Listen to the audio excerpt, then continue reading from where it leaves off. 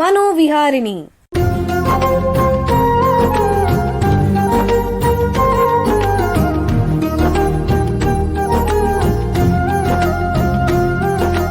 ಬೆಂಗಳೂರಿನ ನಿಮ್ಹಾನ್ಸ್ ವತಿಯಿಂದ ಮಾನಸಿಕ ಆರೋಗ್ಯ ಮತ್ತು ನರವಿಜ್ಞಾನ ಕುರಿತ ಪ್ರಾಯೋಜಿತ ಶಿಕ್ಷಣ ಮಾಲಿಕೆ.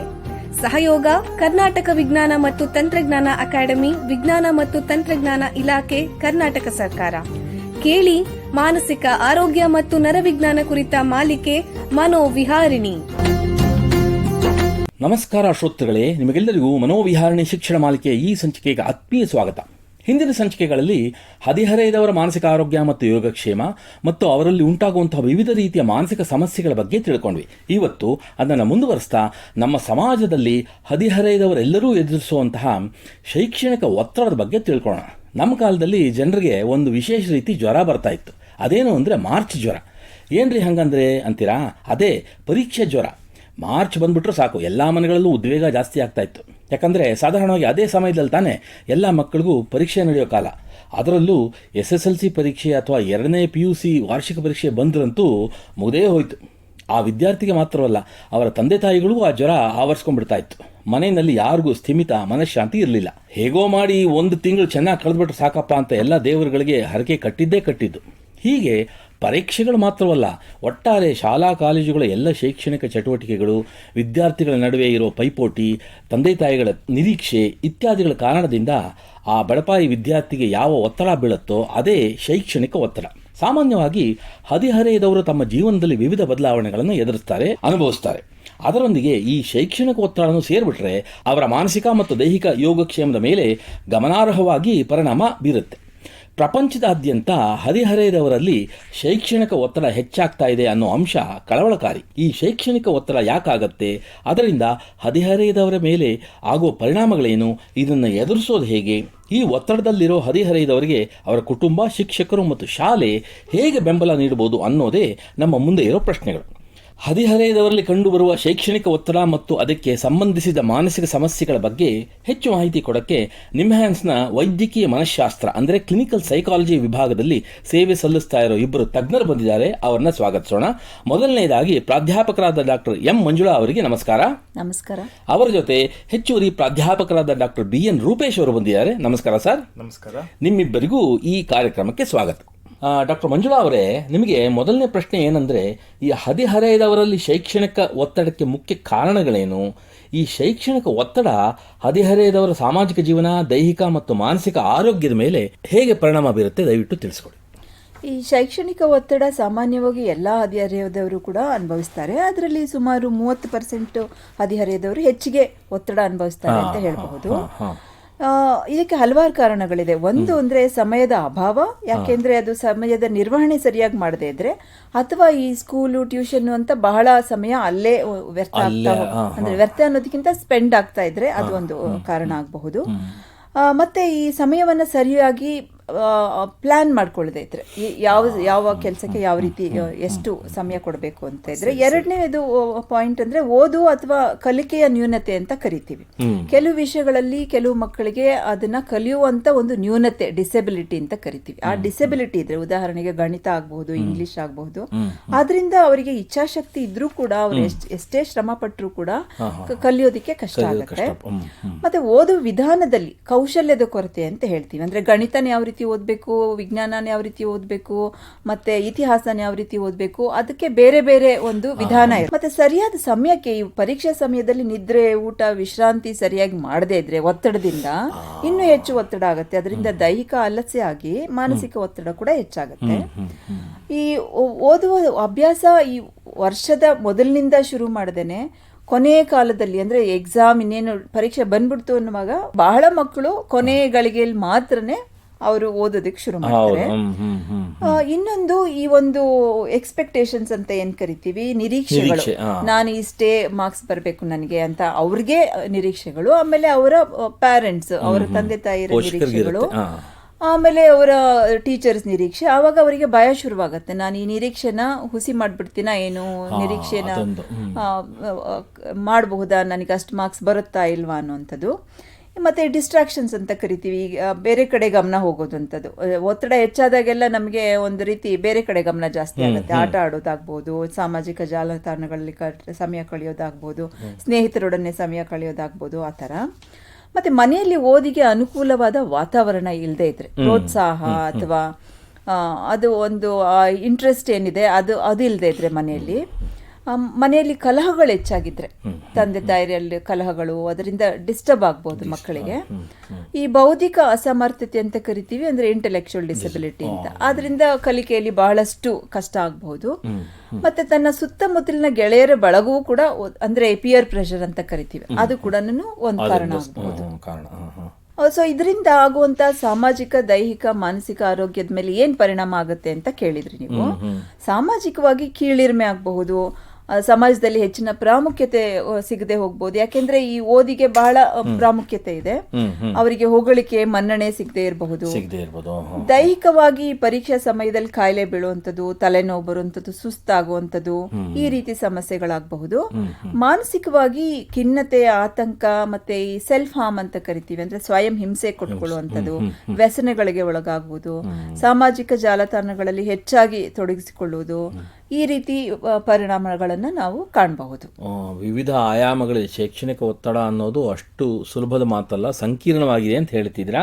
ಈಗ ಒಂದು ಸಣ್ಣ ವಿರಾಮ ತಗೊಳ್ಳೋಣ. ನಂತರ ಹದಿಹರೆಯದವರಲ್ಲಿ ಕಂಡುಬರುವಂಥ ಶೈಕ್ಷಣಿಕ ಒತ್ತಡ ಮತ್ತು ಅದಕ್ಕೆ ಸಂಬಂಧಿಸಿರುವಂಥ ಮಾನಸಿಕ ಸಮಸ್ಯೆಗಳ ಬಗ್ಗೆ ಹೆಚ್ಚಿನ ಚರ್ಚೆಯನ್ನು ಮುಂದುವರಿಸೋಣ. ಬೆಂಗಳೂರಿನ ನಿಮ್ಹಾನ್ಸ್ ಮಾನಸಿಕ ಆರೋಗ್ಯ ಮತ್ತು ನರವಿಜ್ಞಾನ ಕ್ಷೇತ್ರದಲ್ಲಿ ಹೆಸರುವಾಸಿ. ಶ್ರೇಷ್ಠ ಗುಣಮಟ್ಟದ ಔಷಧೋಪಚಾರ, ಸಂಶೋಧನೆ ಮತ್ತು ತರಬೇತಿ ಇವೇ ನಿಮ್ಹಾನ್ಸ್ನ ಪ್ರಮುಖ ಧ್ಯೇಯಗಳು.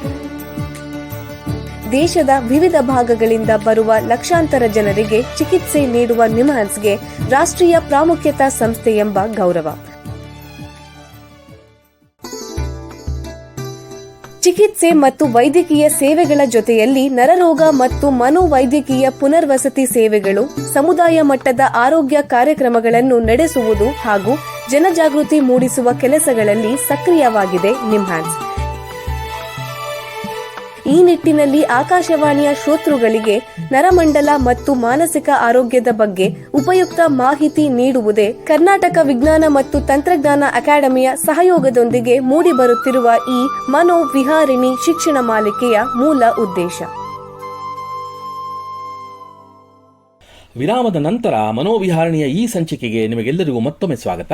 ವಿರಾಮಕ್ಕೆ ಮುಂಚೆ ಹದಿಹರೆಯದವರಲ್ಲಿ ಕಂಡುಬರುವಂಥ ಶೈಕ್ಷಣಿಕ ಒತ್ತಡ ಮತ್ತು ಅದಕ್ಕೆ ಸಂಬಂಧಿಸಿದ ಮಾನಸಿಕ ಸಮಸ್ಯೆಗಳ ಬಗ್ಗೆ ನಿಮ್ಹಾನ್ಸ್ನ ತಜ್ಞರಾದ ಡಾಕ್ಟರ್ ಮಂಜುಳಾ ಹಾಗೂ ಡಾಕ್ಟರ್ ರೂಪೇಶ್ ಅವರ ಹತ್ರ ಮಾತಾಡ್ತಾ ಇದ್ವಿ. ಈಗ ಚರ್ಚೆಯನ್ನು ಮುಂದುವರಿಸೋಣ. ಡಾಕ್ಟರ್ ಮಂಜುಳಾ ಅವರೇ, ಶೈಕ್ಷಣಿಕ ಒತ್ತಡ ಅನ್ನೋದು ಕೆಲವು ಹದಿಹರೆಯದವರಲ್ಲಿ ಇತರರಿಗಿಂತ ಹೆಚ್ಚಾಗಿ ಕಂಡುಬರುತ್ತಾ ಮತ್ತು ಈ ಹದಿಹರೆಯದವರಲ್ಲಿ ಉಂಟಾಗುವಂಥ ಈ ಶೈಕ್ಷಣಿಕ ಒತ್ತಡದ ದೀರ್ಘಕಾಲಿಕ ಪರಿಣಾಮಗಳೇನೋ ದಯವಿಟ್ಟು ತಿಳಿಸ್ಕೊಡಿ. ನಿಮ್ಮ ಮೊದಲನೇ ಪ್ರಶ್ನೆಗೆ ಹೌದು ಅಂತ ಹೇಳ್ತೀನಿ. ಅಂದರೆ ಕೆಲವು ಹದಿಹರೆಯದವರಲ್ಲಿ ಶೈಕ್ಷಣಿಕ ಒತ್ತಡ ಹೆಚ್ಚಾಗಿ ಕಾಣಬಹುದು. ಅದಕ್ಕೆ ಒಂದು ಪ್ರಮುಖವಾದ ಕಾರಣ ಅಂದರೆ ಭಾವನಾತ್ಮಕ ಸಮಸ್ಯೆಗಳು. ಚಿಕ್ಕಂದಿನಿಂದ ಭಾವನಾತ್ಮಕ ಸಮಸ್ಯೆಗಳಿದ್ರೆ, ಉದಾಹರಣೆ ಖಿನ್ನತೆ, ಆತಂಕ, ಕೀಳಿರಿಮೆ, ಈ ರೀತಿ ಸಮಸ್ಯೆಗಳಿದ್ರೆ, ಮತ್ತೆ ಕಲಿಕಾ ಕೌಶಲ್ಯದ ನ್ಯೂನತೆ ಇದ್ರೆ, ಇನ್ನೊಂದು ಮನೆಯಲ್ಲಿ ತಂದೆ ತಾಯಿಯರ ನಡುವೆ ಸಾಧಾರಣವಾಗಿ ಯಾವಾಗಲೂ ಸಮಸ್ಯೆಗಳು ಆಗ್ತಾನೆ ಇದ್ರೆ, ಅದರಿಂದ ಮನೆಯಲ್ಲಿ ಅಷ್ಟೊಂದು ಪ್ರಶಾಂತ ವಾತಾವರಣ ಇಲ್ಲದೆ ಇದ್ರೆ, ಅತಿಯಾದ ನಿರೀಕ್ಷೆ ಇಟ್ಕೊಂಡ್ರೆ, ಅವರೇ ಹೆಚ್ಚಿಗೆ ನಿರೀಕ್ಷೆ ಇಟ್ಕೊಳ್ಳೋದು ಅಥವಾ ಇತರರು ಇಟ್ಕೊಳ್ಳುವಂಥದ್ದು. ಎರಡನೇ ಪಾಯಿಂಟ್ ಅಂದರೆ ಸ್ವಭಾವತಃ ಅವರು ಒಂದು ಆತಂಕ, ಚಿಂತೆ ಮಾಡುವ ಸ್ವಭಾವದವರಾಗಿದ್ದರೆ, ಮತ್ತೆ ಸಮಸ್ಯೆಯನ್ನು ನಿಭಾಯಿಸುವಂಥ ಸಾಮರ್ಥ್ಯ ಇಲ್ಲದೆ ಇದ್ರೆ, ಇನ್ನೊಂದು ಗಮನದ ಕೊರತೆ ಅಂತ ಹೇಳ್ತೀವಿ, ಅಂದರೆ attention deficit hyperactivity disorder, ಅದು ಒಂದು ಕಾರಣ ಆಗಬಹುದು. ಅವರಿಗೆ ಗಮನ ಕೊಡೋಕ್ಕಾಗಲ್ಲ ಯಾವುದೇ ವಿಷಯದಲ್ಲಿ. ಈ ಪರ್ಫೆಕ್ಷನಿಸಮ್, ಎಲ್ಲ ವಿಷಯಗಳನ್ನು ಚೆನ್ನಾಗೇ ಮಾಡಬೇಕು ಅಂತ, ತುಂಬಾ ಸಮಯ ಚಿಕ್ಕ ಚಿಕ್ಕ ಕೆಲಸಗಳಲ್ಲೂ ಕೂಡ ವ್ಯಯ ಮಾಡುವಂಥದ್ದು. ಇದರ ದೀರ್ಘಕಾಲಿಕ ಪರಿಣಾಮಗಳು ಏನು ಅಂತ ತಿಳ್ಕೊಬೇಕಂದ್ರೆ, ಒಂದು ಮಾನಸಿಕ ಆರೋಗ್ಯ ಸಮಸ್ಯೆಗಳಿಗೆ ಗುರಿಯಾಗುವಂಥದ್ದು, ಹಲವಾರು ಮಾನಸಿಕ ಕಾಯಿಲೆಗಳಿಗೆ, ಸಮಸ್ಯೆಗಳಿಗೆ ಗುರಿಯಾಗಬಹುದು.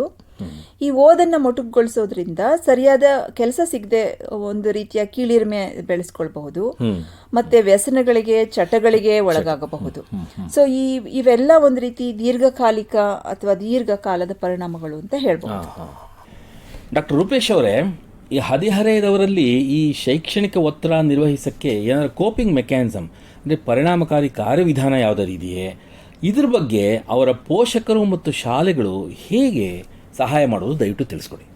ಇದು ಮೊದಲನೇ ಪ್ರಶ್ನೆಗೆ ಹೌದು, ಕೆಲವು ವಿಧಾನಗಳಿವೆ. ಮುಖ್ಯವಾಗಿ ಸರಿಯಾದ ಆದ್ಯತೆ ಕೊಡುವುದು, ಯಾವುದಕ್ಕೆ ಆದ್ಯತೆ ಕೊಡಬೇಕು, ಯಾವುದಕ್ಕೆ ಆದ್ಯತೆ ಕೊಡಕೂಡದು ಅಥವಾ ಕಮ್ಮಿ ಕೊಡಬೇಕು ಅಂತ ಪ್ಲಾನಿಂಗ್ ಮಾಡೋದು. ಮತ್ತೆ ಅದ್ರ ಜೊತೆ ಆದ್ಯತೆ ಜೊತೆಗೆ ವೇಳಾಪಟ್ಟಿ ಅನ್ನ ಮಾಡೋದು. ಈ ಸಬ್ಜೆಕ್ಟ್ ಎಷ್ಟು ಓದಬೇಕು, ಈ ಸಬ್ಜೆಕ್ಟ್ ಎಷ್ಟು ನಾವು ಸಮಯ ಕೊಡಬೇಕು ಅದೊಂದು.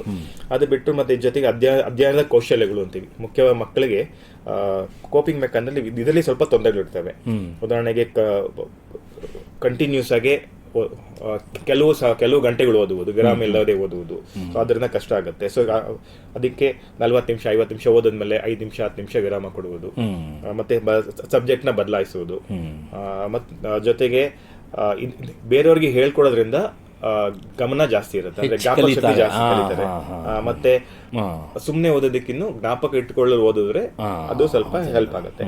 ಅದ್ರ ಜೊತೆಗೆ ಅನುಕೂಲಕರ ಪರಿಸರ, ಅಂದ್ರೆ ಪರಿಸರ ಚೆನ್ನಾಗಿರ್ಬೇಕು, ಶಬ್ದ ಕಮ್ಮಿ ಇರೋದು, ಅಥವಾ ಟಿವಿ ಇಲ್ಲೇ ರೇಡಿಯೋ ಇಲ್ಲದೆ ಮನೆಯಲ್ಲಿ ಅನುಕೂಲವಾದ ವಾತಾವರಣ ಇರಬೇಕು, ಅದು ಒಂದು. ಇದ್ರ ಜೊತೆ ಸಕಾರಾತ್ಮಕ ಯೋಚನೆಗಳು, ಅಂದ್ರೆ ಹೆಚ್ಚಿಸಿ ನಕಾರಾತ್ಮಕ ಯೋಚನೆಗಳನ್ನು ಕಮ್ಮಿ ಮಾಡುವುದು. ತನಗೆ ಆಗತ್ತೆ ಅಂತಂದ್ರೆ ಎಷ್ಟೊಂದು ವಿಷಯಗಳು ಆಗುತ್ತೆ, ಆತರ ಯೋಚನೆ ಮಾಡೋದು, ವಿಶ್ವಾಸ ಬೆಳೆಸ್ಕೋಬೇಕು. ಅದ್ರ ಜೊತೆ ಜೀವನ ಶೈಲಿಯ ಬದಲಾವಣೆಗಳು, ಅಂದ್ರೆ ನಿದ್ರೆ, ಆಹಾರ, ದೈಹಿಕ ಚಟುವಟಿಕೆಗಳಿಗೆ ತೊಡಗಿಸಿಕೊಳ್ಳುವುದು. ಸಂಶೋಧನೆ ಹೇಳುತ್ತೆ ಏನಂದ್ರೆ ನಿದ್ರೆ ಚೆನ್ನಾಗಿದ್ರೆ ಜ್ಞಾಪಕ ಶಕ್ತಿ ಚೆನ್ನಾಗಿರುತ್ತೆ ಅಂತ. ಇದ್ರ ಮಕ್ಕಳು ಎಕ್ಸಾಮ್ ಟೈಮಲ್ಲಿ ಓದ್ಬೇಕು ಅಂದ್ರೆ ನಿದ್ರೆ ಕಮ್ಮಿ ಮಾಡ್ತಾರೆ. ಅದನ್ನ ಸ್ವಲ್ಪ ಅದು ಕರೆಕ್ಟ್ ಆಗಿ ಮಾಡ್ಬೇಕು ನಿದ್ರೆ. ಇದ್ರ ಜೊತೆ ಬೆಂಬಲ ವ್ಯವಸ್ಥೆ ಅಂತೀವಿ ನಾವು, ಅಂದ್ರೆ ಯಾರೊಂದಿಗಾದರೂ ಮಾತಾಡುವುದು, ಪೋಷಕರು ಅಥವಾ ಅಕ್ಕ, ಅಣ್ಣ, ತಮ್ಮ, ಮತ್ತೆ ಶಿಕ್ಷಕರು, ಸಲಹೆಗಾರರು ಜೊತೆ ಮಾತಾಡುವುದು ತೊಂದರೆ ಆದ್ರೆ. ಮತ್ತೆ ಜೊತೆಗೆ ಜರ್ನಲಿಂಗ್ ಅಂತೀವಿ ನಾವು, ಅವ್ರಿಗೆ ಮನ್ಸಲ್ಲಿ ಏನಾದ್ರು ಬರ್ಕೊಳ್ಳೋದು, ತೊಂದರೆ ಏನಾದ್ರು ಬರ್ಕೊಳ್ಳೋದು, ಅದು ಮಾಡ್ಬೋದಾಗುತ್ತೆ. ಇದ್ರ ಜೊತೆಗೆ ಆತಂಕದ ವಿಷವರ್ತುಲ ಅಂತೀವಿ, ವಿಷಯಸ್ ಸೈಕಲ್, ಆಂಗ್ಸೈಟಿ ವಿಷಯಸ್ ಸೈಕಲ್ ಅಂತ. ಉದಾಹರಣೆಗೆ ಆರಂಭಿಕ ಆಂಗ್ಸೈಟಿ ಇದ್ರೆ ಅದರಿಂದ ಓದೋದ್ ಕಷ್ಟ ಆಗುತ್ತೆ. ಓದೋದ್ ಕಷ್ಟ ಆದ್ರೆ ಮಾರ್ಕ್ಸ್ ಕಮ್ಮಿ ಬರುತ್ತೆ. ಇದು ಮಾರ್ಕ್ಸ್ ಕಮ್ಮಿ ಬಂದ್ರಿಂದ ಮತ್ತೆ ಅದನ್ನ ಕಮ್ಮಿ ಮಾಡ್ಕೊಬೇಕು. ಮತ್ತೆ ಪ್ರಯತ್ನದ ಬಗ್ಗೆ ಗಮನ ಕೊಡಬೇಕೆ ಹೊರತು ಫಲಿತಾಂಶಕ್ಕಲ್ಲ. ನಮ್ಮ ಸಾಮರ್ಥ್ಯ ಇರೋ ತಕ್ಕಂಗೆ ನಾವು ನಿರೀಕ್ಷಿಸಬೇಕು. ಅದು ಮೀರಿ ನಿರೀಕ್ಷೆ ಮಾಡೋದು ತಪ್ಪಾಗತ್ತೆ. ಜೊತೆಗೆ ವಿಶ್ರಾಂತಿ, ರಿಲ್ಯಾಕ್ಸೇಷನ್ ಅಂತೀವಿ, ಅದು ಮುಖ್ಯವಾಗುತ್ತೆ ಒಂದು. ಸೊ ಎರಡನೇ ಪ್ರಶ್ನೆಗೆ ಏನಂದ್ರೆ, ಎರಡನೇ ಪ್ರಶ್ನೆ ಅಂದ್ರೆ ಏನು ಪೇರೆಂಟ್ಸ್ ಅಥವಾ ಸ್ಕೂಲಿಂದ ಏನು ಅದು ಹೆಲ್ಪ್ ಮಾಡಬಹುದು ಅಂತಿದೆ. ಅದು ಅಂದ್ರೆ ಮನೆಯಲ್ಲಿ ಬೆಂಬಲದಾಯಕ ಮನೆಯ ವಾತಾವರಣ ರಚಿಸುವುದು. ಉದಾಹರಣೆಗೆ ಮುಕ್ತ ಸಂವಹನ ಸಂಭಾಷಣೆಗಳು, ಮಕ್ಕಳನ್ನು ಅಥವಾ ಹದಿಹರೆಯದನ್ನು ಅರ್ಥ ಮಾಡಿಕೊಳ್ಳುವುದು, ದಿನಚರಿಯನ್ನು ಬದಲಾಯಿಸುವುದು. ತಂದೆ ತಾಯಿಗಳು ಮಕ್ಕಳ ಶ್ರೇಣಿಗಳಿಗಿಂತ ಪ್ರಯತ್ನದ ಮೇಲೆ ಮೌಲ್ಯವನ್ನು ಕೊಡುವುದು. ಮನೆಯಲ್ಲಿ ಶಾಂತ ವಾತಾವರಣ ಒದಗಿಸಿ ಕಲಹಗಳನ್ನು, ಜಗಳಗಳನ್ನು ಮಕ್ಕಳ ಮುಂದೆ ಮಾಡೋದ್ರದ್ದು ಕಮ್ಮಿ ಮಾಡುವುದು. ಮತ್ತೆ ಪೇರೆಂಟ್ಸು ಮಕ್ಕಳಿಗೆ ಮಾದರಿಯಾಗಿರುವುದು ಒಂದಾಗತ್ತೆ. ಶಾಲೆಯಲ್ಲಿ ಏನ್ ಮಾಡಬಹುದು ಅಂದ್ರೆ ಶೈಕ್ಷಣಿಕ ಬೆಂಬಲ, ಸಾಮರ್ಥ್ಯಕ್ಕೆ ತಕ್ಕಂತೆ ಹೊರೆ ಕೊಡುವುದು, ಮತ್ತೆ ವಾಸ್ತವಿಕವಾಗಿ ನಿರೀಕ್ಷೆ ಇರಬೇಕು ಒಂದು. ಮತ್ತೆ ಸಮಗ್ರ ಅಭಿವೃದ್ಧಿ ಬಗ್ಗೆ ಯೋಚಿಸುವುದು. ಉದಾಹರಣೆಗೆ ಪಠ್ಯೇತರ ಚಟುವಟಿಕೆಗಳನ್ನು ಮಕ್ಕಳಿಗೆ ತೊಡಗಿಸಿಕೊಳ್ಳುವುದು, ಸ್ಪರ್ಧೆಯನ್ನು ತಪ್ಪಿಸಿ ಅಥವಾ ಆದಷ್ಟು ಕಡಿಮೆ ಮಾಡುವುದು, ಸ್ನೇಹಪರ ಶಿಕ್ಷಕರು, ಮಾರ್ಗದರ್ಶಕರು, ಸಲಹೆಗಾರರ ಲಭ್ಯತೆ, ಬೆದರಿಸುವಿಕೆ ಅಂದ್ರೆ ಬುಲ್ಲಿಂಗ್ ಕಮ್ಮಿ ಮಾಡುವುದು, ಮತ್ತೆ ಗೆಳೆಯ ಗುಂಪು ಜಾಲವನ್ನು ಹೊಡುವುದು. ಇದರಿಂದ ಹಲವು ವಿಧಾನಗಳಿದೆ ಕೋಪಿಂಗ್ ಮೆಕ್ಯಾನಿಸಮ್ ಅಂತ ಹೇಳ್ತಿದ್ದೀರಾ. ಇದ್ರ ಬಗ್ಗೆ ನಾವು ಸಾಕಷ್ಟು ಚರ್ಚೆ ಮಾಡ್ಬೋದು. ಆದರೆ ಈಗ ಇಲ್ಲಿಗೆ ಸಂಚಿಕೆ ಮುಗಿಸುವಂಥ ಸಮಯ ಆಗ್ತಾ ಇದೆ. ಡಾಕ್ಟರ್ ಮಂಜುಳಾ ಅವರೇ, ಡಾಕ್ಟರ್ ರೂಪೇಶ್ ಅವರೇ, ಎಲ್ಲ ಕೇಳುವರಿಗೆ ಹದಿಹರೆಯದವರಲ್ಲಿ ಕಂಡುಬರುವಂಥ ಶೈಕ್ಷಣಿಕ ಒತ್ತಡ ಮತ್ತು ಅದಕ್ಕೆ ಸಂಬಂಧಿಸಿದಂತಹ ಮಾನಸಿಕ ಸಮಸ್ಯೆಗಳ ಬಗ್ಗೆ ಉಪಯುಕ್ತ ಮಾಹಿತಿ ನೀಡಿದ್ದೀರಾ. ನಿಮಗೆ ಎಲ್ಲರ ಪರವಾಗಿ ಧನ್ಯವಾದಗಳು. ಶ್ರೋತೃಗಳೇ, ಮಾನಸಿಕ ಆರೋಗ್ಯ ಮತ್ತು ನರವಿಜ್ಞಾನದ ಬಗ್ಗೆ ಇನ್ನೂ ಹೆಚ್ಚಿನ ಮಾಹಿತಿಯೊಂದಿಗೆ ಮನೋವಿಹಾರಣೆಯ ಮುಂದಿನ ಸಂಚಿಕೆಯಲ್ಲಿ ಭೇಟಿಯಾಗೋಣ. ನಮಸ್ಕಾರ. ಇಲ್ಲಿಯವರೆಗೆ ಬೆಂಗಳೂರಿನ ನಿಮ್ಹಾನ್ಸ್ ವತಿಯಿಂದ ಮಾನಸಿಕ ಆರೋಗ್ಯ ಮತ್ತು ನರವಿಜ್ಞಾನ ಕುರಿತ ಪ್ರಾಯೋಜಿತ ಶಿಕ್ಷಣ ಮಾಲಿಕೆ ಮನೋವಿಹಾರಿಣಿ ಕೇಳಿದಿರಿ. ಸಹಯೋಗ ಕರ್ನಾಟಕ ವಿಜ್ಞಾನ ಮತ್ತು ತಂತ್ರಜ್ಞಾನ ಅಕಾಡೆಮಿ, ವಿಜ್ಞಾನ ಮತ್ತು ತಂತ್ರಜ್ಞಾನ ಇಲಾಖೆ, ಕರ್ನಾಟಕ ಸರ್ಕಾರ. ನೆರವು ಮಾನಸಿಕ ಆರೋಗ್ಯ ಶಿಕ್ಷಣ ವಿಭಾಗ, ನಿಮ್ಹಾನ್ಸ್ ಹಾಗೂ ನಿವೇದಿತಾ BS, ನಿಮ್ಹಾನ್ಸ್. ಸಂಗೀತ ಸಂಯೋಜನೆ ಕೆ ಕಲ್ಯಾಣ್.